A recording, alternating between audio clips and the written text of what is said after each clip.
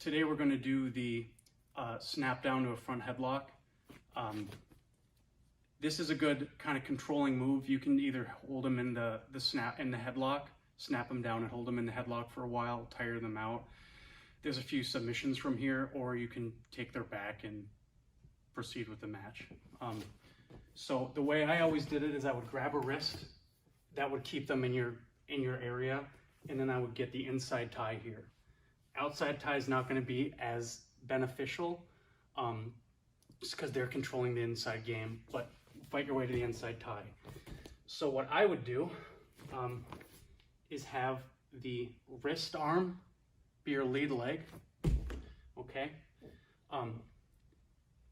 At this point, I would push, I would pull, I would then go for, not let go of the head, but drop down for a shot.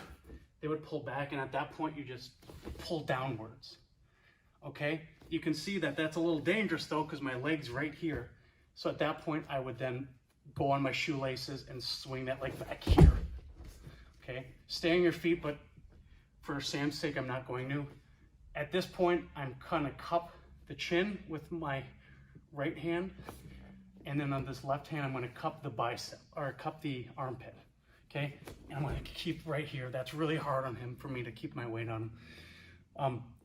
At this point, you could lock up, but I would recommend the head and the armpit just for control purposes.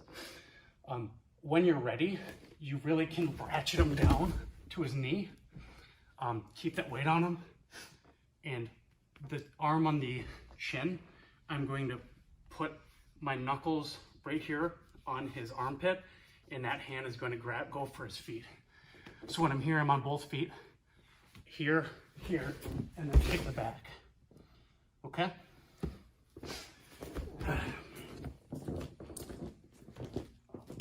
So Sam has his way of doing it that is equally good, and we're going to show a different way to finish. So you have 4 different paths you can take.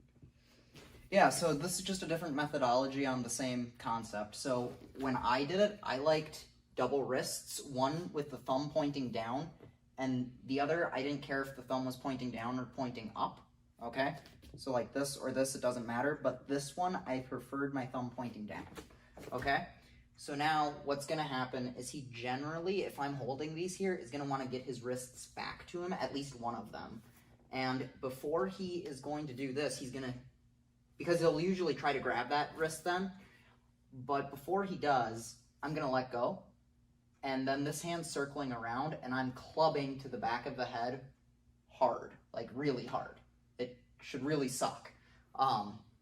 So he's going to pull back, plop, and then I'm cupping his head with both hands and squeezing my elbows together and putting my chin on top of his head. From here, if we can turn so they can see, looking away from him, okay? From here, if he tries to lift his head up, it's not gonna work. If he tries to pull back, I'm gonna follow him.